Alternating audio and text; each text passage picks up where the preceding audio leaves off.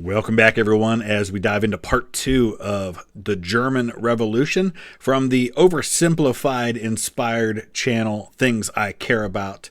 Very positive feedback from all of you about his channel yesterday in the comments section.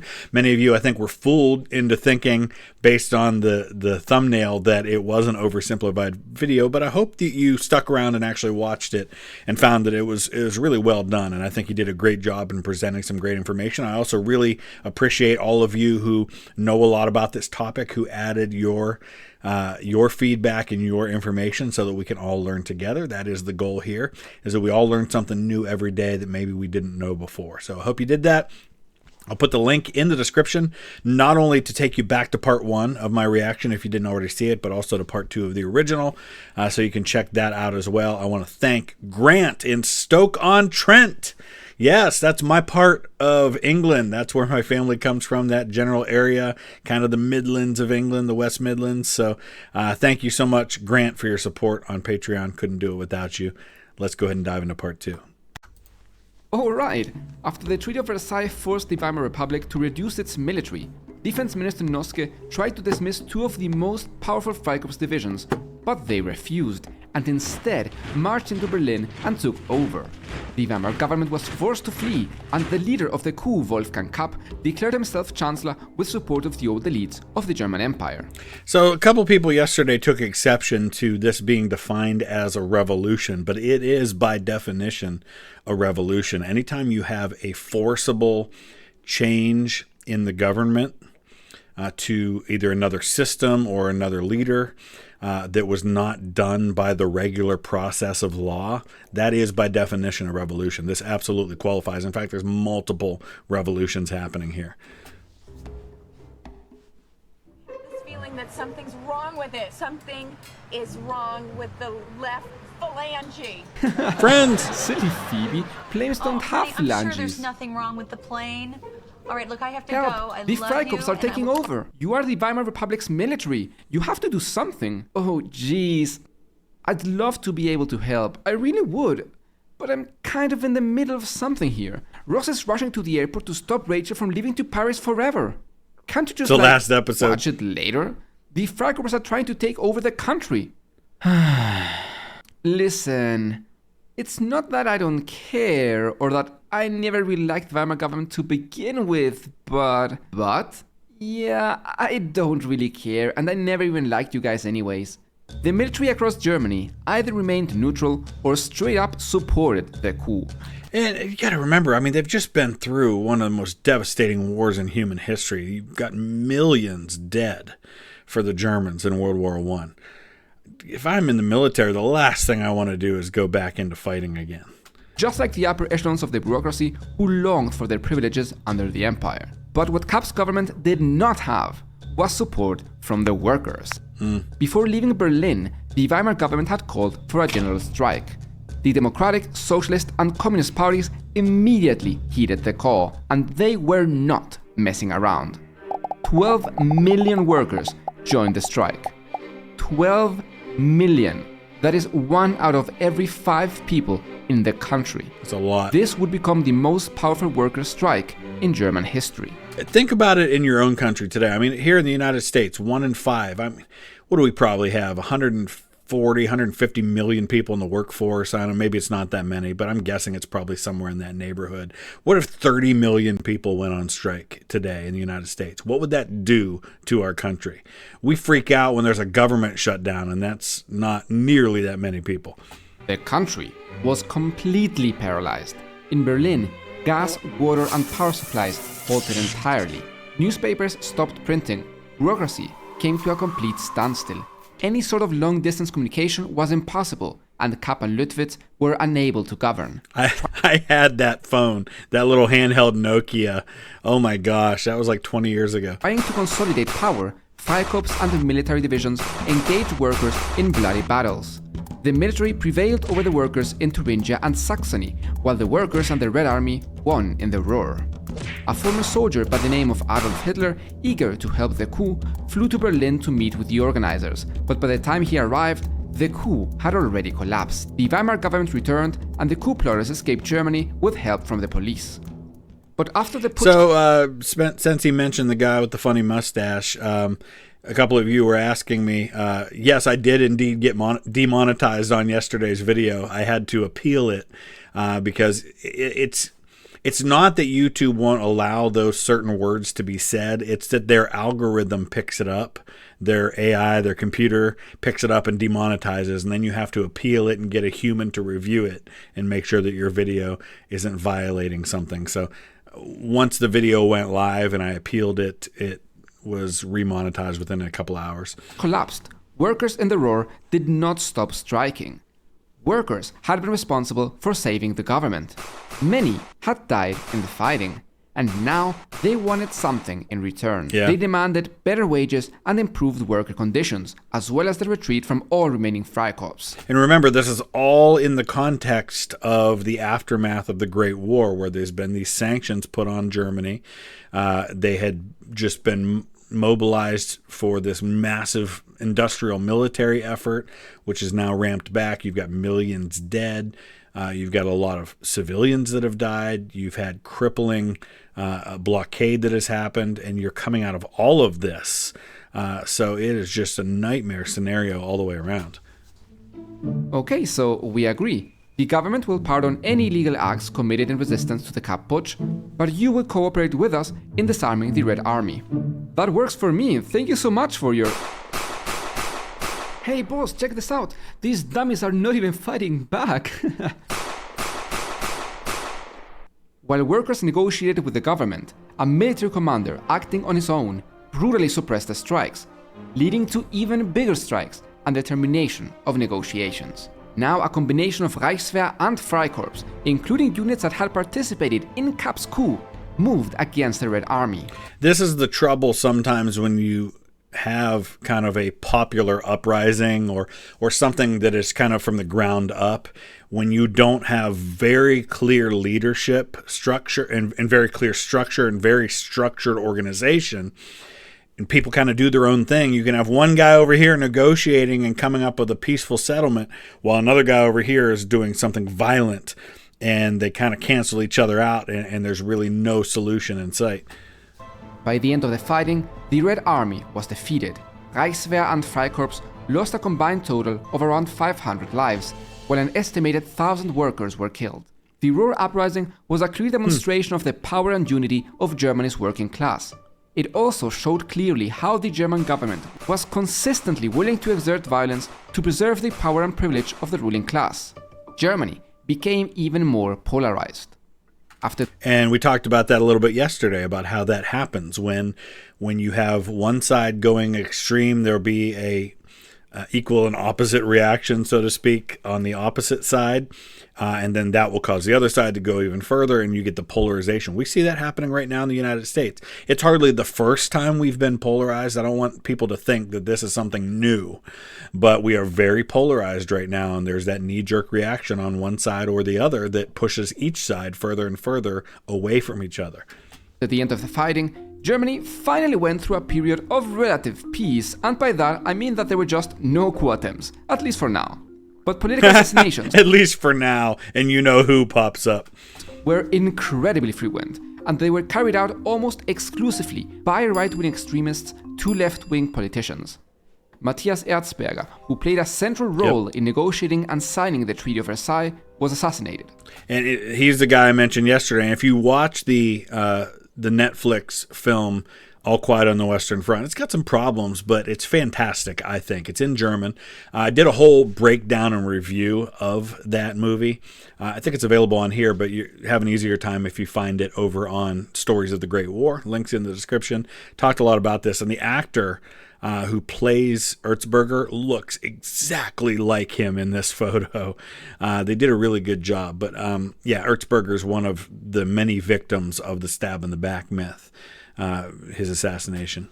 Walter Rathenau, a Jewish foreign minister who was trying to improve relations with the Soviet Union, was also assassinated by an anti-socialist anti-Semite. Between 1918 and 1922, there were at least 376 assassinations. 354 of them were linked to far-right extremists. Of those cases, only 18 were ever prosecuted. This is that reaction against the socialists, against the left wing, is these right-wing extremists that are going to include now the rise of you-know-who. And only one of those prosecuted was one of the right-wing assassins.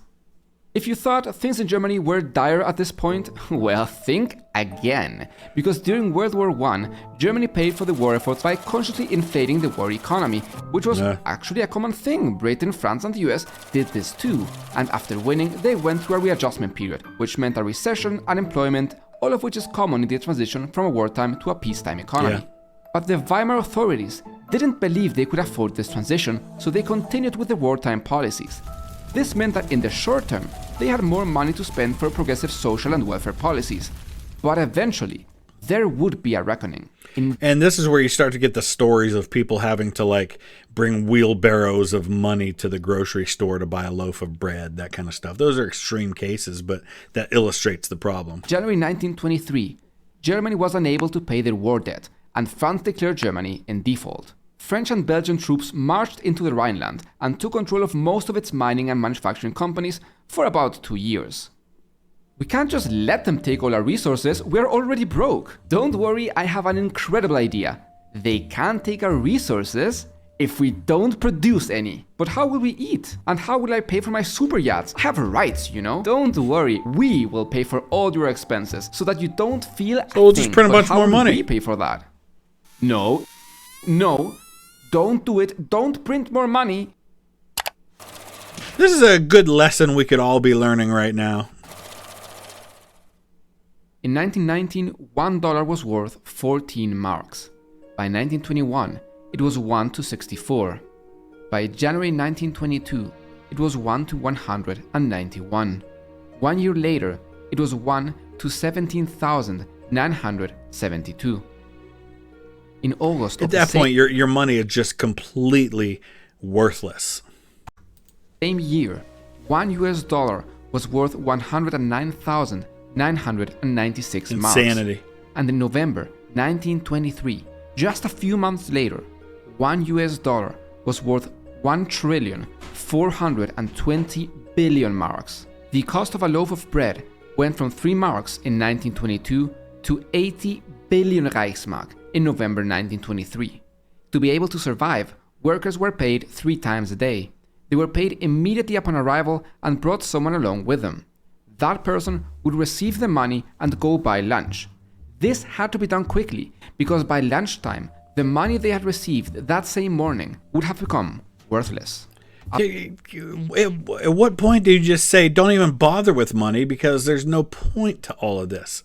At lunch, they did the same for dinner, but they were safe in the afternoon once the markets were closed. As a consequence of inflation, millions lost their life savings, crime surged, and many opted to end their lives. But people being forced to immediately spend any money they earned meant that young people learned to buy and trade in foreign stocks, finding some sort of financial stability. This became so widespread that almost I heard Blockbuster is a good investment. Every newspaper, no matter how small, now included the latest news on the stock market. But with hyperinflation, civil discontent surged once again. Charismatic leaders sprung up across Germany. And it's Jesus. It's important to note that this isn't happening in a vacuum. There's economic problems other places too. It's just worse in Germany for many of the reasons we've already talked about. Each of them promising to be the solution to the nation's problems. One claimed the solution to be singing and praying. Another one claimed the solution to be the eradication of the German Jewish population. I wonder who that could be. That man's name, as you may have guessed, was Adolf Hitler. So if you want to know a little bit about kind of the background there, it's not a completely historical account, but it's about as close as we're going to get in a TV show or a movie. The miniseries Rise of Evil, which stars Robert Carlyle, who is a Scottish actor, who I think does a fantastic job playing this man, does a really good job of showing some of the early stages of his rise to power and kind of how he used his charisma and his ability to speak to kind of get himself in charge of an organization he didn't help found. And like I said, it's not completely historical, but I think it's about as good as we've gotten so far. Let's rewind a little bit. Hitler had been working as a sort of spy for the army, Yep. charged with investigating newly formed parties. In 1919, he was tasked with infiltrating a party called the German Workers' Party, which his superiors believed could be socialist. However, to Hitler's surprise, And they kind of were at the time. They just move more and more away from that socialism as they go. was not only not socialist, but actually a fiercely nationalist and anti-socialist organization. Hitler soon joined and rose to the top thanks to his passionate and powerful rhetoric. But the party was still small. Realizing that a large portion of the German population was now identifying either with socialist or hyper-nationalist ideals, they came up with a clever plan. They renamed their party the National Socialist German Workers' Party, a name that was deliberately contradicting. Yeah, and this is, I'm glad he's mentioning this because a lot of people get tripped up by the name and think that they are by definition socialists. And I know people are going to argue with this, but they weren't. They really weren't. They were nationalist, and there can be some similarities. When you get to the extremes, you're going to actually find, even though you're that far apart, that there actually are some similarities. Those similarities don't mean you're the same, though, just because you have similarities. You see there, it says, except Jews, Romani, gays, Poles, socialists. I'm not going to read all of them because I don't want to get demonetized again. Looking to lure in as many people as possible. In German, a socialist is called Sozialist. So conservatives and right-wingers tended to use the abbreviated form Sozi as a pejorative for the Sozialist. Yep. As the NSDAP National members began Socialists. to use this pejorative, socialists retaliated by using a similarly sounding pejorative, Nazi. Yep. However, as time went on, the term gained popularity and eventually became the mainstream nickname for party members and its adherents. Nazis were not shy about their goal, to end German democracy, which they viewed as the root of their misery, and punish those who had brought it upon them. It's not the only time in history that people have taken something that was meant to be an insult or negative and turned it around and turned it into a strength and as a positive and kind of owned it. Yankee Doodle was a song that was written to be critical of people in colonial America, and the Americans owned it and turned it into a patriotic song. Jews and real socialists. In November 1923, inspired by what Mussolini had done in Italy a year prior, Hitler led a group of Nazis and brownshirts, the party's paramilitary group, to the Bavarian Defense Ministry. And they're known as the SA, and eventually there's going to be kind of a division between the SS and the SA, and the SA is going to get wiped out. Famous World War I General Erich Ludendorff joined them, dressed in his full military uniform. And this was important to them because it gave them gravitas. It gave them credibility to have somebody like Ludendorff on their side. Stop right there or we will shoot. We will not stop. You will have to shoot us. Well, okay then.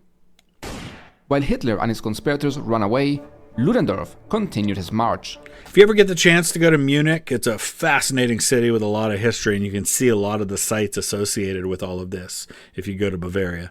No soldier dared to fire at the renowned general, and he reached the soldiers unharmed. He was greeted cordially, and the soldiers even apologized as they arrested him. Hitler was arrested and tried, but once again, the conservative judiciary was incredibly lenient. Yep. Many of Hitler's co-conspirators pleaded not guilty and were quickly released. Hitler, however, wished to use his trial to make a spectacle and refused to plead not guilty. If overthrowing a government made of November criminals is high treason, then I am guilty. If wanting to restore the majesty of the German Reich is treason, then I am guilty. If trying to restore the honor of the German army is high treason, then I am guilty. Propaganda is everything in all of this. And again, Germans aren't alone in making good use of propaganda. I don't think anybody's better at propaganda than the British are. The Americans do it too, for sure. But yeah, he goes to prison, and it's like, you ever see one of those movies where you have like the mob guys who are in prison, but they're like basically living the life in prison? That's kind of what he gets. You get the point. He was only sentenced to 5 years with the possibility of early pardon, and he was released after only 8 months. Prison did little more than give him time to write his famous book and made his name known across Germany. And I believe he dictated most of that to Rudolf Hess, who wrote it for him. So yeah, if you read parts of it, It almost sounds like stream of consciousness writing, if you've ever had to do that, where like in college I had to do this a few times, where they would tell us, okay, here's the topic, just write and don't stop writing, just write, and you would just start going. And I think because he's walking around and he's just dictating his thoughts to someone else who's writing them down, it's just whatever's on his mind, it's just coming out. The NSDAP was banned but continued to operate under a different name. In late 1923, the German government was finally able to control inflation. They cut off credit, quadrupled interest rates, laid off 750,000 white-collar employees, as well as 150,000 civil servants who thought had lifelong tenures. So even though they solved one of Germany's biggest problems, their reputation only worsened. Still, the period between 1924 and 1928 was one of relative stability. The economy grew, and the country faced relatively little civil unrest. So we're dealing with the roaring 20s now, and many places in the civilized world are seeing some booms, but it's all leading up to 1929. In the meantime, Hitler managed to get the ban on his party lifted, and in 1928, the NSDAP entered their first elections since 1924. Although they only got 2% of the votes, they did manage to get 12 seats in parliament. Soon after, Goebbels became head of propaganda. He changed the plan: identify a particular subject and then throw all the leaflets and pamphlets into it. They wanted to focus on small towns where other parties were absent and leave a mark. So they had tried the military coup route because they had seen it happen other times in Germany in the last few years, and in other places in Europe for that matter. Didn't work. So now there's a shift in strategy. Now we're going to win people over. Now we're going to convince them that not only we are the answer, but we're going to convince them who the problem is. And we're going to build up that popular support. And even by the time they take power, they still haven't built up full support, but they've got enough support to be able to be influential and to get that power. They just needed something to happen to anger the population, and then they would be ready to prey on their fears. German economic stability relied heavily on US investments and loans. If anything happened and these American short-term loans were withdrawn, it would be in deep trouble. Buy, buy, buy! Oh God, I love capitalism. We can speculate endlessly without any repercussions. I know, right? The market will grow forever. Buy, buy! But what if it doesn't? Sell, sell, sell! The US economy crashed in 1929, and it took the fragile German economy down with it. To make people don't realize that there was a ripple effect for these things, and that people are tied to one another, and what happened in the United States affected the entire world, but especially Germany. Matters worse, the last elections left no clear majorities in the Reichstag, and Heinrich Brüning, a Catholic-centered politician, became chancellor. He basically said to the German public, the only way out of this depression is for us to tighten our belts. We need to balance the budget, cut government expenditures, and that may mean getting rid of unemployment insurance. It may mean cutting way back into the expensive Weimar social welfare programs. And it means we're going to see a way of layoffs and raise taxes. No. Come on. No. Please? No. Pretty please? No. Pretty please with a cherry on top? No. Brüning insisted that this was the right thing to do, but no one wanted to take responsibility for such unpopular measures, and he had no support from the Reichstag. They've just been through, the last 15 years have been just brutal for Germany. And what we might look back on and say are common sense solutions, that's not going to fly. People want something that's going to fix it now, not tell us that we have to once again go through hardship. We want this problem solved, and we're going to look for somebody who's willing to do the radical things necessary to solve it. Thus, Brüning made use of Article 48 of the Weimar Constitution. We talked about that yesterday, and it's not going to be the last time that we hear about this. With his emergency powers, Brüning dissolved parliament and called for new elections. This was a catastrophic mistake. All mainstream parties had been responsible for some part of Germany's problems. You've just set a precedent. Don't like how things are going? Call new elections. Can't get a government? Call new elections. Either signing the armistice, failing to solve inflation, or the harsh stabilization that came after. But the NSDAP was not. They had never been in power, Yep. and thus they were not to blame for any of the political problems. So give us a try. We'll fix everything that's broke that all of those other groups broke. And they were ready to take full advantage of it. They relentlessly hammered at the faults of other parties in a campaign run by Goebbels, who created a network of informants who sat in public places and listened to people's worries. Goebbels then used that information to create propaganda specifically designed for each group. The propaganda Yep. would often be contradictory. They Listen, you don't have to like who they were or what they did, but you can recognize that this was brilliant in terms of how they turned people their way. It was just a genius propaganda machine. appealed to Catholics and Protestants, to workers and business people, to farmers and white-collar workers. Why? Because this isn't about ideology necessarily. This is about power.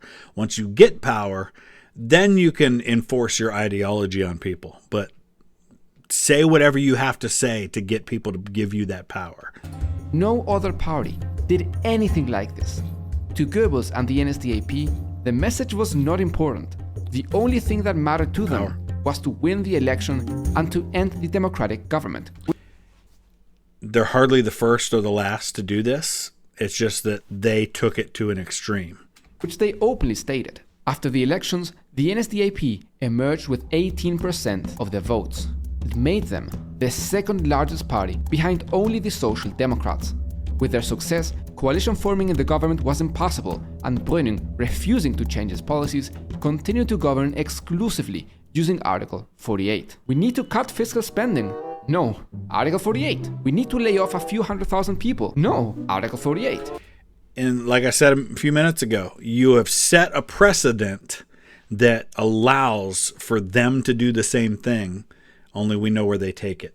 Sometimes you don't realize at the time when you do something that you think is done for the right purposes, you may be creating a situation where somebody else who comes along who maybe doesn't have good intentions can use what you have done against you.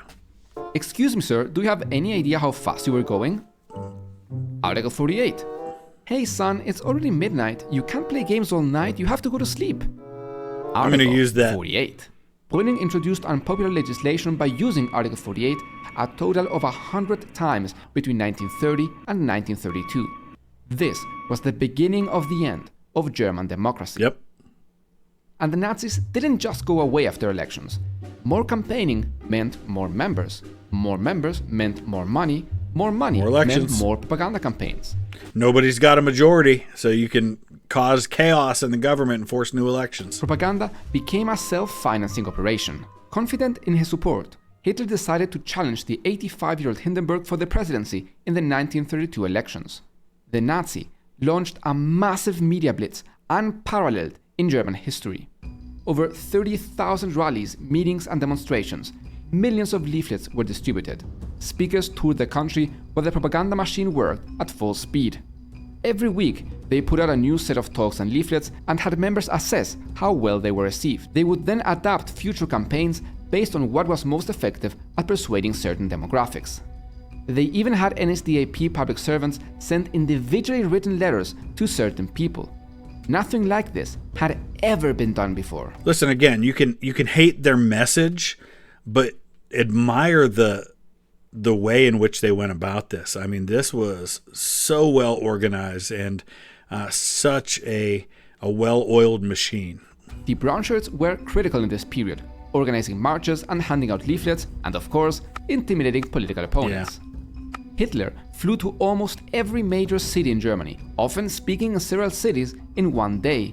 The preparation, build-up, and execution very often resembled modern rock concerts. But despite all of this, Hitler lost the election to Hindenburg. Still, he demanded to be appointed chancellor. And this goes to show you that people maybe weren't as receptive to the message as you thought, because you're doing all of this and you're still not getting a majority. So they recognized that no matter how much effort they put into this, no matter how much manipulation they were doing, that was only going to get them so far. And that's why this next step becomes necessary, because they're about as close as they're going to get. And so now they're going to have to take advantage of the situation a little bit. In tradition, he should have been, but Hindenburg despised him, so he refused. At this point, the Nazis were finally taken seriously by other parties and big businesses, who saw them as a way to destroy socialist and communist movements. After a disagreement with Brüning, Hindenburg called for new elections, and Brüning was replaced by Franz von Papen.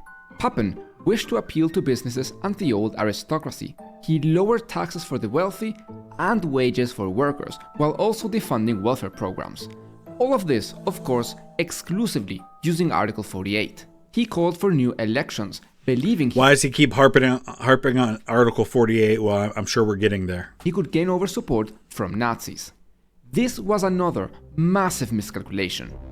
Nazis received 38% of the vote. Now, the majority of the parliament was opposed to its own existence, and sessions in the Reichstag no longer took place. As political action became once again impossible, elections were held again Yep. in November to break the stalemate. But this time, Nazi popularity dropped. They had claimed to be the solution, yet being the largest party, failed to implement any actual policies. Hindenburg appointed as chancellor Kurt von Schleicher, who, just like Papen, thought he could win over followers away from Hitler. But See, because the whole point of this party is not to get in there and govern and do what's best for the people and follow through on all the promises they made. No, it's just about getting power. Once they get power, then they'll start leading the way they really want to. And right now they have the majority, or they don't have a majority, they have a plurality, they have the most. But it's not enough to take power, which means they're not going to start implementing their policies yet. both of them failed, and by January 1933, it had become clear that the government was once again failing. Unable to govern, Hindenburg reached an agreement with Hitler. The Nazi Party agreed to form a coalition with the Conservatives, thus gaining a majority in the Reichstag, and he was appointed Chancellor. Now that he had finally become Chancellor, Hitler was ready to undo the democratic government. Yep. And he would begin purging those who had opposed him, communists and socialists. During the night of February 27th, the German parliament was set on fire. Take a moment to picture the impact this would have. Imagine how people would react if one night the US Congress was burned down. The NSDAP framed communists for the fire, and Hitler convinced Hindenburg that they were trying to overthrow them. Hindenburg agreed to issue the Reichstag Fire Decree, which nullified key civil liberties, including the right to speak, assemble, protest, and due process. And notice this. This was not done by the chancellor. This was done by the president. This was done by someone who was not a member of the party. He gave them the power that they used to overthrow the government. In practice, it allowed Nazis to imprison anyone they considered to be a threat and to suppress publications unfriendly to their cause. Hitler still claimed that he did not have enough power to stop the alleged communist threat. The only way to stop the very real Article and 48. totally not made up communist plot to destroy all of us is to pass an act that enables me to bypass you guys and that dum-dum Hindenburg. So The who's in Enabling favor? Act. I knew I could count on you, my conservatives and nationalists. But what about the rest? We need more votes. No one else? How about we take that vote again? Not new. I mean, I've been reading a lot about the Roman Empire right now, and this is something that was done by people like Julius Caesar and by his adopted son, who becomes Caesar Augustus. Bring in the military and then say, hey, how are you going to vote again? Oh, awesome. Thank you. We are still just one vote short. Hey, Jakob, how is that pretty wife of yours doing, huh? I saw her yesterday, you know? She was picking up your two little kids. Oh, how cute they are. It would be such a shame if something were to happen to them. In March, the government began sending communists, Dachau. socialists, and worker union leaders to the first concentration camp in Dachau. By July, all other parties had either... And, I'll put a link down in the description from my visit to Dachau. I didn't go real deep into the history of it, but my first time visiting a concentration camp, pretty heavy stuff. outlawed or intimidated into dissolving, and Germany officially became a one-party state. Hitler's dictatorship was almost consolidated. So you notice in a lot of these early pictures, you see Ernst Röhm next to him, who was the head of the SA, the brown shirts. But he's no longer needed now that they have power. There remained but one problem. The German army worried that it might be absorbed by the SA, led by Ernst Röhm. Starting June 30, Night of the Long 1934, Knives. Hitler had many of his political opponents, and even some of his own followers, executed. During the Night of the Long Knives, the final remnants of resistance to the NSDAP dictatorship were eliminated, including the few real socialists within the party. It's amazing how quickly this happened once he got real power. All it took was just a couple of decisions on the part of the Reichstag to hand over power, and boom, there goes the next 12 years, and there goes the countdown to war. 5 years from now, you're going to have World War II. And finally, on August 2nd, 1934, President Hindenburg died of old age. Hitler combined the offices of President and Chancellor into one and took the title of Führer. Leader. During his dictatorship, Hitler not only brutally persecuted minorities, but also annihilated worker unions by replacing them with the German Worker Front. Socialist movements were eradicated as the German Führer consolidated capitalist hold over the German economy. And so, a revolution that started with dreams and aspirations of a fair and democratic Germany ended in one of the worst tyrannies of recent times, which would soon lead to the atrocities of the Holocaust and World War II. All of that took less than 20 years. That's all it took for that descent into that situation. It doesn't take a lot. It just takes a couple of really bad things happening. It takes people becoming polarized and extreme, and suddenly you're dealing with that situation. All right, I hope you guys enjoyed that. A bunch of you have been recommending to me some of his other videos, and we will definitely take a look at some of those down the road. If you have a specific one you'd like me to take a look at, let me know in the comment section below. I want to thank Carson in Blair, Nebraska, and Lisa in Spokane, Washington. I've been there to Spokane. I love that city. Thank you both so much for your support on Patreon. Couldn't do it without you. Check out some links to some other videos here. Thanks for watching.